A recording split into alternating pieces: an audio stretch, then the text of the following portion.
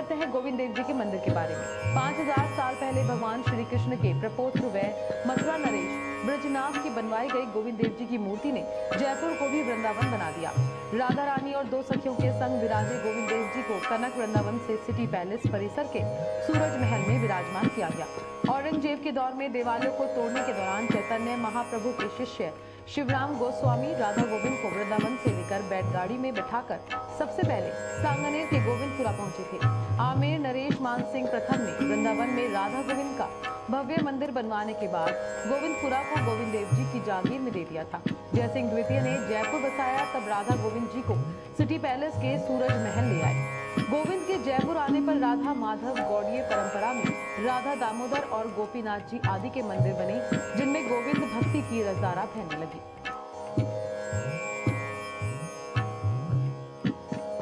अब बात करते हैं मेहंदीपुर बालाजी के बारे में। राजस्थान के दौसा जिले में स्थित मेहंदीपुर बालाजी मंदिर जयपुर से करीब 100 किलोमीटर दूर स्थित है। ये धाम भगवान के 10 प्रमुख सिद्ध पीठों में गिना जाता है। लोगों का कहना है कि इस स्थान पर हनुमान जी जागृत अवस्था में विराजते हैं। यही वजह है कि अगर किसी भक्त पर भूत प्रेत का साया हो तो वे मंदिर आने से दूर हो जाता है। इस मंदिर के इतिहास से जुड़ी एक कहानी बहुत प्रचलित है। कहा जाता है कि मंदिर में श्री बालाजी महाराज, श्री प्रेतराज सरकार और श्री कोतवाल, ये 3 देव यहाँ आज से लगभग 1000 साल पहले प्रकट हुए थे। यहाँ की मूर्ति किसी ने नहीं बनाई। मंदिर के पुराने महंत को एक दिन सपना आया। सपने में उसने 3 देवताओं को देखा था। महंत ने इसे बालाजी के मंदिर निर्माण का संकेत माना। उसके बाद इस जगह पर भगवान हनुमान की पूजा अर्चना शुरू कर दी गई।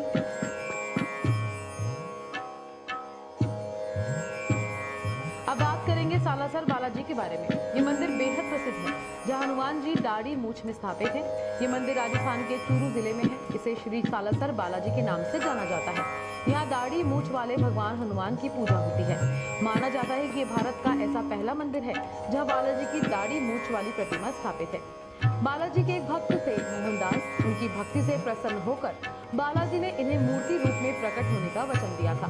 अपने वचन को पूरा करने के लिए बालाजी नागौर जिले के आसोटा गांव में 1811 में प्रकट हुए। इसकी भी एक रोचक कथा है। आसोटा में एक जाट खेत जोत रहा था, तभी उसके हल की नोक किसी कठोर चीज से टकराई। उसे निकाल कर देखा तो एक पत्थर था।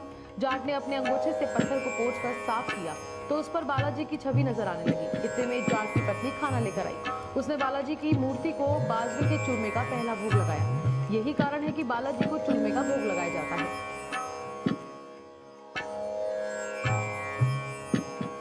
अब बात करते हैं सांवरिया सेठ मंदिर के बारे में। सांवरिया सेठ मंदिर चित्तौड़गढ़ से उदयपुर की ओर राष्ट्रीय राजमार्ग पर 28 किलोमीटर की दूरी पर भागसोड़ा ग्राम में स्थित है। प्रसिद्ध सांवरिया सेठ मंदिर अपनी सुंदरता और विशिष्टता के कारण हर साल लाखों भक्तों को बरबसी अपनी ओर आकर्षित करता है। कालांतर में सांवरिया सेठ मंदिर की महिमा इतनी फैली है कि उनके भक्त वेतन से लेकर व्यापार तक में उन्हें अपना हिस्सेदार मानते हैं। मान्यता है कि जो भक्त खजाने में जितना देते हैं, सांवरिया सेठ उससे कई गुना ज्यादा भक्तों को वापस लौटाते हैं। व्यापार जगत में उनकी ख्याति इतनी है कि लोग अपने व्यापार को बढ़ाने के लिए उन्हें अपना बिजनेस पार्टनर बनाते हैं। 1961 से ही इस प्रसिद्ध स्थान पर देव झूलनी एकादशी पर विशाल मेले का आयोजन हो रहा है। ऐसी मान्यता है कि भगवान श्री सांवरिया सेठ का संबंध मीराबाई से है। किंवदंतियों के अनुसार सांवरिया सेठ मीराबाई के वही गिरधर गोपाल हैं, जिनकी वह पूजा किया करती थी।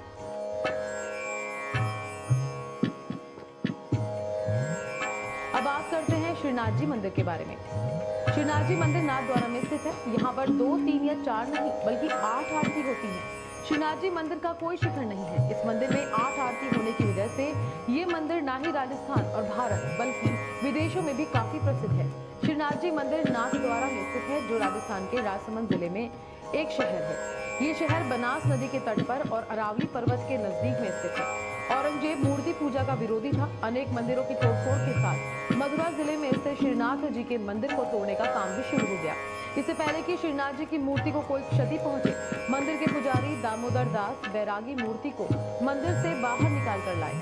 उस समय राणा राज सिंह ने खुलकर औरंगजेब को चुनौती दी और कहा कि उनके रहते हुए बैलगाड़ी में रखी श्रीनाथ जी की मूर्ति को कोई छू तक नहीं पाएगा। मंदिर तक पहुंचने से पहले औरंगजेब को 1 लाख राजपूतों से निपटना होगा और उसके बाद मूर्ति को स्थापित किया गया। आधी रात को ठीक 12 बजे कृष्ण जन्मोत्सव पर यहाँ 21 तोपों की सलामी दी जाती है।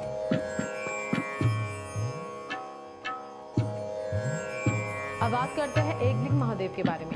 एकलिंग जी का मंदिर राजस्थान के उदयपुर जिले में स्थित है। ये मंदिर उदयपुर जिले से लगभग 18 किलोमीटर दूर पर 2 पहाड़ों के मध्य स्थित है। ये मंदिर भगवान शिव जी को समर्पित है, परंतु इस मंदिर में उनकी श्री एकलिंग महादेव के रूप में पूजा होती है।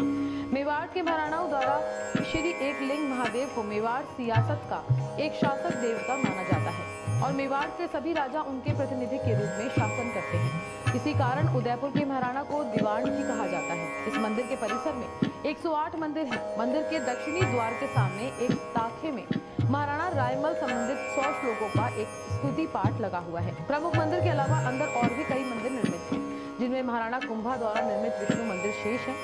विंध्यवासिनी देवी का एक अन्य मंदिर भी है। एकलिंग जी की मूर्ति में चारों ओर मुख है, अर्थात इसका अर्थ है कि ये चतुर्मुख लिंग है।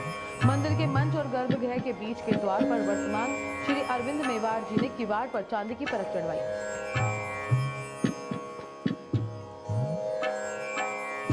राजस्थान के प्राचीन मंदिरों में से एक सूर्य मंदिर है, जो कि झालरापाटन में स्थित है। कहा जाता है कि इस मंदिर का निर्माण नागभट्ट द्वितीय ने करवाया था। इस मंदिर को पद्मनाभ मंदिर, बड़ा मंदिर, 7 सहेलियों के मंदिर के नाम से भी जाना जाता है। इस मंदिर को देखकर आपको कोणार्क के सूर्य मंदिर तथा खजुराहो के मंदिरों की याद आ सकती है। मंदिर का निर्माण सूर्य के रथ की भांति हुआ है, जिसमें 7 घोड़े जुते हुए हैं। उसी तरह इस मंदिर की आधारशिला भी 7 घोड़े जुते हुए जैसी मालूम होती है। मंदिर के गर्भगृह में चतुर्भुज विष्णु भगवान की मूर्ति है। कर्नल जेम्स टॉड ने भी इसे चतुर्भुज मंदिर का नाम दिया था। मंदिर का शिखर भूमि तल से तकरीबन 97 फीट ऊंचा है और सबसे अद्भुत है। मंदिर के ऊपर चारों तरफ विराजित साधु की मूर्तियां। इन मूर्तियों का अंग विन्यास इतना सुंदर है कि ये मूर्तियां एकदम जीवित लगती हैं। ऐसा लगता है मानो सचमुच में कोई साधु माला फेर रहे हो। मूर्तियों के पांव के अंगूठे और हाथों की उंगलियां देखने लायक होती हैं। मूर्तियों के केश विन्यास, जटा पगड़ी और मुखाकृतियां भी एकदम सजीव मालूम पड़ती हैं।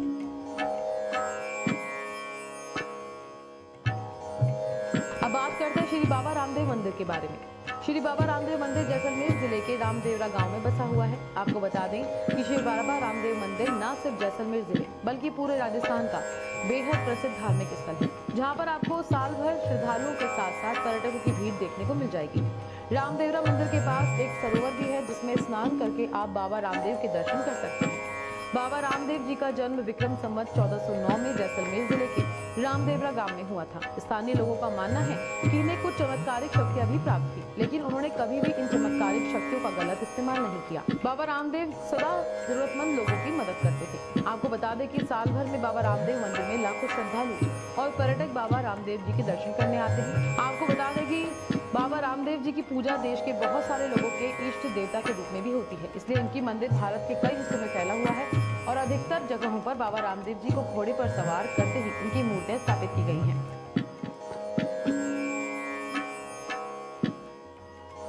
अब बात करते हैं राजस्थान के सबसे प्रसिद्ध खाटू श्याम मंदिर के बारे में। राजस्थान के सीकर नाम स्थान पर स्थित ये मंदिर है। कहा जाता है कि ये मंदिर भगवान श्री कृष्ण के सबसे ज्यादा प्रसिद्ध मंदिरों में से एक है। मान्यता अनुसार कलयुग में खाटू श्याम जी सबसे प्रसिद्ध भगवान है और जो भक्त खाटू श्याम के मंदिर में जाकर खाटू श्याम से जो भी मांगता है वे जरूर पूरा होता है। आपको बता दें कि खाटू श्याम में हर महीने मेला लगता है, जिसमें लाखों की संख्या में श्रद्धालु दर्शन करने के लिए आते हैं। पौराणिक मान्यताओं के अनुसार बाबा खाटू श्याम का संबंध महाभारत काल से है। कहा जाता है कि ये पांडुपुत्र भीम के पोते हैं। मान्यता है कि भगवान श्री कृष्ण खाटू श्याम की शक्ति और क्षमता से प्रसन्न होकर उन्हें कलयुग में अपने नाम से पूजने का वरदान देके गए थे। यही कारण है कि कलयुग में खाटू श्याम की पूजा होती है। खाटू श्याम जी का मंदिर राजस्थान की राजधानी जयपुर शहर से 80 किलोमीटर की दूर खाटू गांव में स्थित है।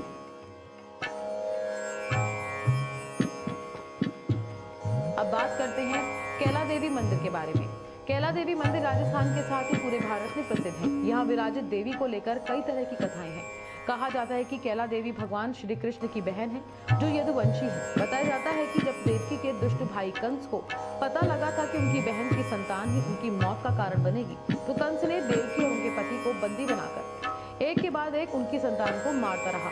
जब देवकी की 8वीं संतान के रूप में भगवान विष्णु ने भी कृष्ण अवतार में जन्म लिया, तो उसी वक्त गोकुल में यशोदा और नंद बाबा के घर बेटी का जन्म हुआ, जिसके बाद विधि के विधान अनुसार वसुदेव जी ने गोकुल जाकर कृष्ण को वहां छोड़ाए और नंद बाबा की बेटी को अपने साथ मथुरा ले आए। कंस जब देवकी की 8वीं संतान को मारने कारागार पहुंचा और मारने लगा तो वह देवी के रूप में प्रकट होकर आकाश में चली गई।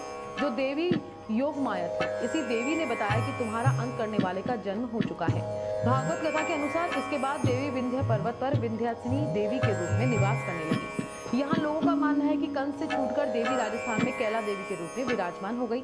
मान्यता के अनुसार कैला देवी की पूजा यहाँ के लोग भगवान श्री कृष्ण की बहन के रूप में करते हुए उन्हें यदुवंशी मानते हैं।